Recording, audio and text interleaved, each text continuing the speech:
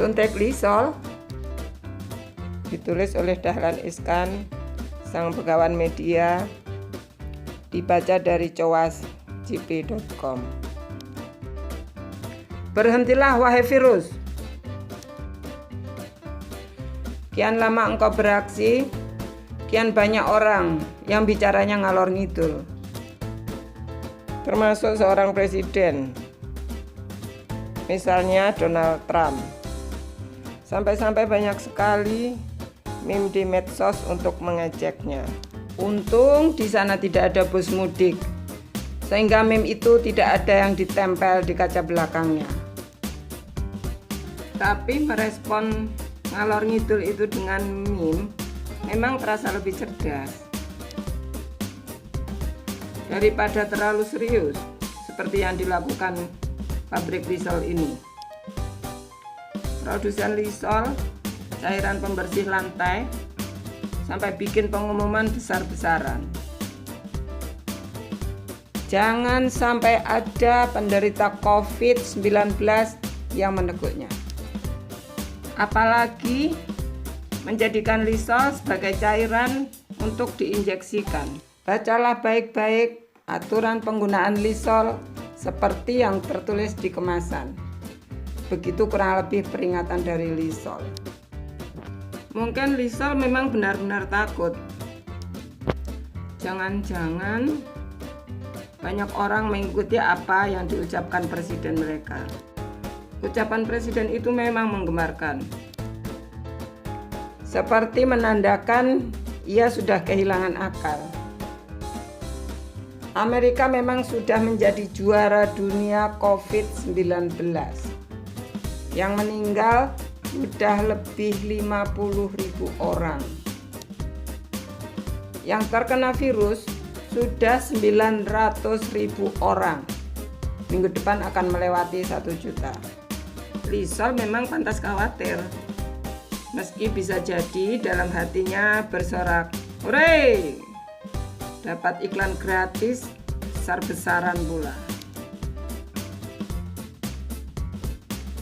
Terjadinya heboh ini di Gedung Putih diucapkan oleh seorang presiden negara adikuasa.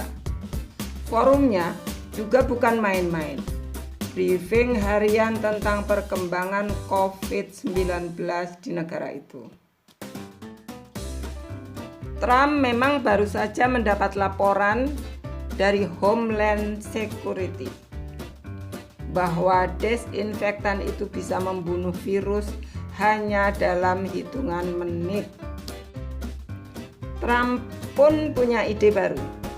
Bagaimana kalau desinfektan disuntikkan ke tubuh penderita COVID-19? Saya bukan dokter, tapi ini menarik. Begitu kurang lebih yang dikatakannya. Masih ada yang lain. Ketika ia mendengar bahwa sengatan panas dan cahaya ultraviolet juga bisa membunuh virus, Trump punya ide lain lagi. Bagaimana ilmuwan bisa memasukkan sinar yang kuat ke dalam badan? Misalnya lewat kulit. Presiden juga mengemukakan adanya rumor bahwa sengatan panas matahari bisa membunuh virus. Maka ia berharap masyarakat bisa lebih menikmati sinar mentari yang mulai hangat di bulan April ini. Amerika gempar. Sebenarnya ide Trump itu kalah dengan ide orang Indonesia.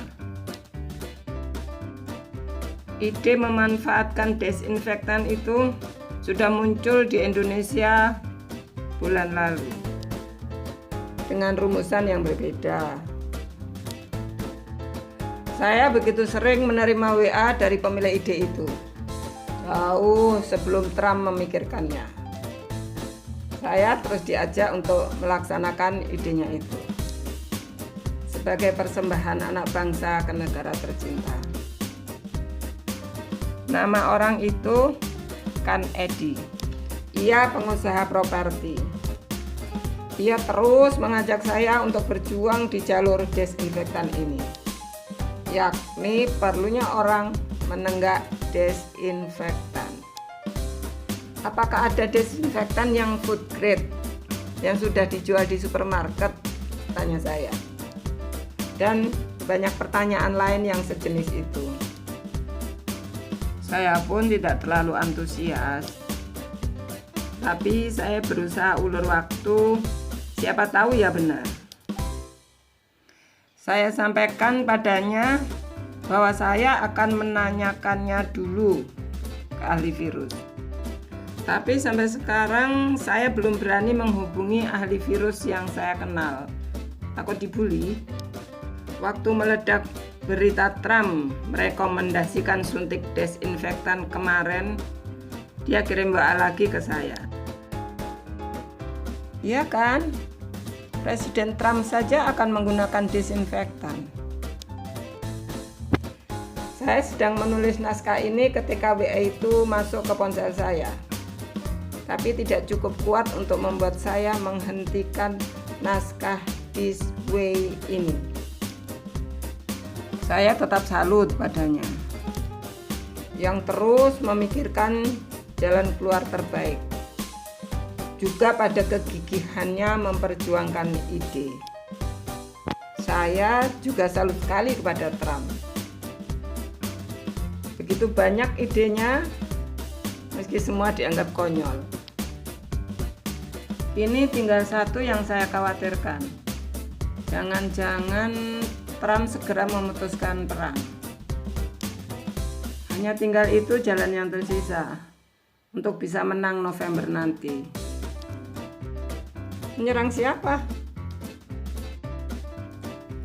Bisa melawan Tiongkok, Iran, atau kalau mau agak kecil-kecilan, Korea Utara.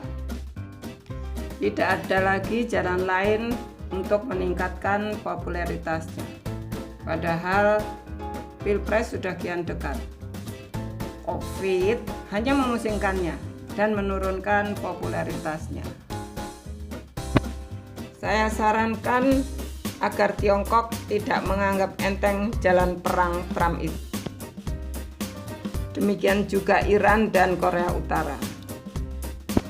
Trump pernah mengandalkan obat yang baru ia ketahui kemujarabannya.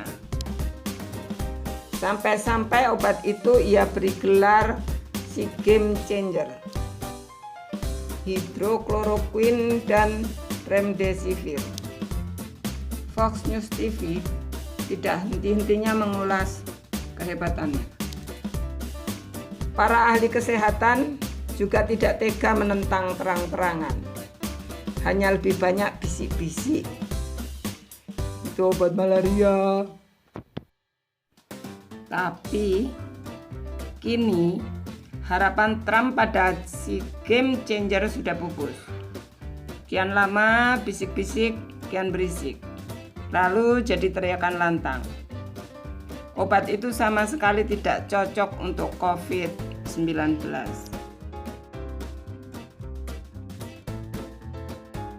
Dan Fox News tidak pernah memberitakannya lagi.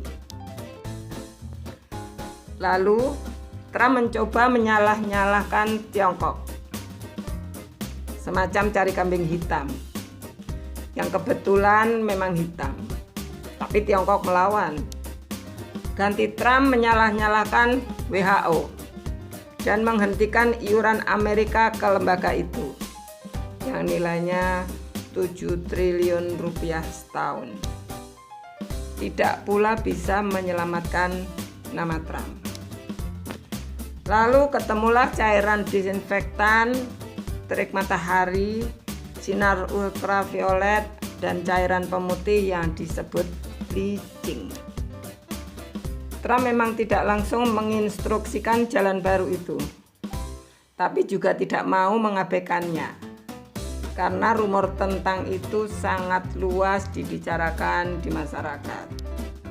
Bahwa isu ini akan negatif bagi Trump bisa dilihat dari reaksi wartawan yang sebenarnya sudah mulai bosan dengan briefing harian itu. yang mereka nilai hanya jadi panggung Trump untuk kampanye Pilpres. Wartawan The Washington Post pun bertanya dengan nada menyerang. Kami wartawan hadir di sini untuk mendapat informasi penting, bukan untuk mendengarkan rumor. Trump bergegas memotong pertanyaan itu. Ia menunjukkan keterampilan tingginya di bidang serang menyerang. Saya ini presiden. Anda itu pembuat berita palsu. Ya sudahlah. Trump memang jago di situ. Tapi jurus baru suntik disinfektan itu hampir pasti justru membuatnya kian terlihat. Ia bukan pemimpin di kala krisis.